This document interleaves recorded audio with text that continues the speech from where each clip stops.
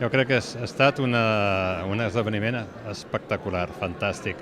És impressionant la capacitat de convocatòria que té Cecot, tant a nivell empresarial com a nivell institucional. O sigui, ha estat una vetllada fantàstica i com a Cecot empresarial, com un dels guardonats, molt agraït i molt satisfet per aquest guardó.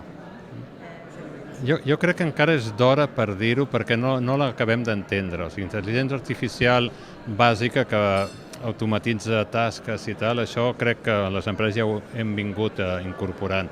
Però aquesta intel·ligència que comença a pensar per si mateixa i a prendre decisions que no prens tu, és algo que veurem com funciona i crec que encara no tenim la capacitat ni el coneixement per poder dir si anirà bé, no anirà bé.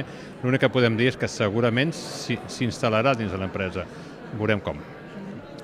Es parla molt d'això i és possible que sí, que la forma de treballar canvi radicalment.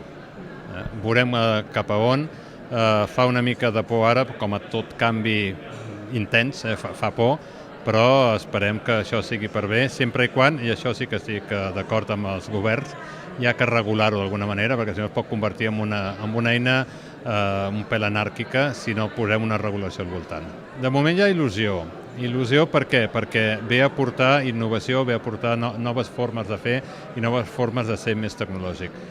Hi ha recança aquí a Europa, perquè sabem que és un continent molt regulat i que regula molt. En canvi, competim amb la Xina o amb els Estats Units, on les regulacions són més laxes.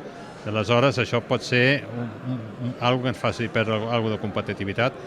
És per això que hem de treballar amb l'administració perquè aquestes regulacions surtin a favor de l'empresa.